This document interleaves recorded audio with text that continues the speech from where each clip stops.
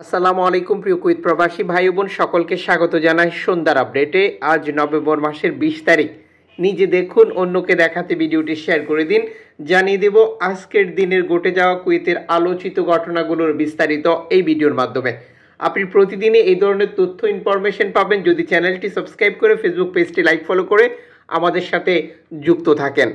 Kuwait আওকাফ মন্ত্রণালয় কুয়েতে সমস্ত মসজিদে শনিবার সকাল 10:30টায়, আগামী শনিবার সকাল 10:30টায় নামাজের জন্য একটি সার্কুলার প্রকাশ করেছে। আওকাফ মন্ত্রণালয় সমস্ত ইমামদেরকে নামাজ আদায়ের জন্য আহ্বান জানিয়েছেন এবং সাধারণ প্রবাসী ও নাগরিকদেরকেও এই নামাজে অংশগ্রহণ করে আল্লাহর কাছে প্রার্থনার আহ্বান জানিয়েছেন। আপনার পক্ষে সম্ভব হলে অবশ্যই এই নামাজে অংশগ্রহণ করে বৃষ্টির জন্য প্রার্থনা করবেন। সাম্প্রতিক সময় আমরা প্রতিদিনই আমাদের ইনবক্সে বাংলাদেশ থেকে এবং কুয়েতের বিভিন্ন স্থান থেকে যে রিকোয়েস্ট পাচ্ছি তা হচ্ছে প্রবাসী নিখোঁজ, আত্মীয় স্বজন, পরিবার পরিজন সর্বশেষ অবস্থা জানতে চান। ভিডিওর সাথে যে পিকচারটি দেখতে পাচ্ছেন, এই কুয়েত প্রবাসী গত এক সপ্তাহ ধরে তার পরিবারের সদস্যদের সাথে কোনো যোগাযোগ করছেন না। পরিবার দুশ্চিন্তায় রয়েছে। পরোয়ানিয়া এলাকায় এই প্রবাসী থাকতেন। সর্বশেষ পরিবারের দেওয়া তথ্য অনুযায়ী কোনো সহৃদয়বান ব্যক্তি যদি এই প্রবাসীকে চিনে থাকেন বা তার অবস্থা জেনে থাকেন অবশ্যই ইনবক্সে নক দিবেন অথবা ভিডিওতে কমেন্টস করে জানাবেন। কুয়েতের বিভিন্ন গুরুত্বপূর্ণ স্থানগুলোতে আমাদের রেকর্ড সংখ্যক প্রবাসী ভাই বোন কাজ করে থাকেন। সাম্প্রতিক সময় যে সমস্যাটি তৈরি হয়েছে, কুয়েতে অবস্থানরত প্রবাসীদের যেহেতু নিরাপত্তা বাহিনী আকামা আইন লঙ্ঘন, শ্রম আইন লঙ্ঘন সহ বহু অভিযোগের বিরুদ্ধে অব্যাহত রেখেছে চেকিং। এই সময় রেকর্ড সংখ্যক প্রবাসী তার পরিবারের সদস্যদেরকে জানাতে পারছেন না, অথচ আটক হচ্ছেন। এই আটক প্রবাসীদেরকে মূলত পরিবারের সদস্যরা না পেয়ে দুশ্চিন্তায় থাকেন। যদিও গতকালই আমরা আপনাদেরকে এই তথ্যটি দিয়েছি, নিরাপত্তা বাহিনী একটি সুযোগ দিয়েছে সফর মকফরে আটক প্রবাসীদের সাথে পরিবারের সদস্যদেরকে দেখা করার। অনেকেই এই তথ্যটি জানেন না, কাজেই আপনি এই ভিডিওটি দেখছেন, আপনি সকল প্রবাসীর সাথে এই ইনফরমেশনটি শেয়ার করে দিবেন।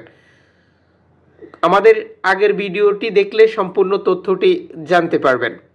এদিকে কুয়েতে কোরআন তেলাওয়াত প্রতিযোগিতায় প্রথম হয়েছেন বাংলাদেশি আনাস। আনাসের সম্পূর্ণ নাম হচ্ছে হাফেজ আনাস মাহফুজ। কুয়েতে অনুষ্ঠিত 13তম আন্তর্জাতিক হিফজুল কোরআন প্রতিযোগিতায় প্রথম হয়েছেন আনাস মাহফুজ। 8 থেকে 12 বছরের যে কোটা রয়েছে সেই কোটায় সিগারুল হুফাজ শিশু হাফেজদের গ্রুপ ছিল, এটি গ্রুপে প্রথম স্থান অর্জন করেন তিনি। আনাস মাহফুজ রাজধানী যেটি বাংলাদেশের মিরপুরের মার্কাজু ফয়জিল কোরআন ইসলামিয়ার শিক্ষার্থী।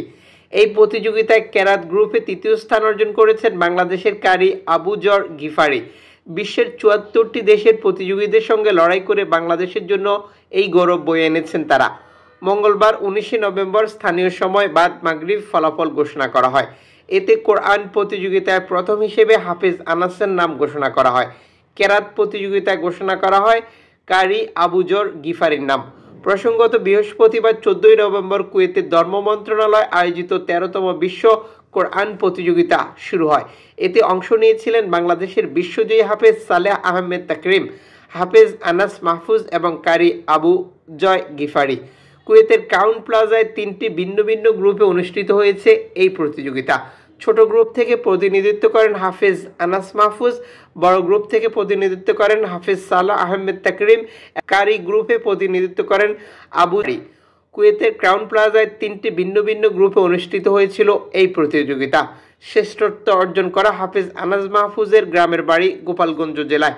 এর আগে তিনি জাতীয় হিফজুল কোরআন প্রতিযোগিতা 2023 পিএইচপি কোরআনের আলোয় তৃতীয় স্থান অধিকার করেছিলেন। এতে বাংলাদেশিদের জন্য এই অর্জন নিঃসন্দেহে বাংলাদেশ কমিউনিটির জন্য একটি গর্ব।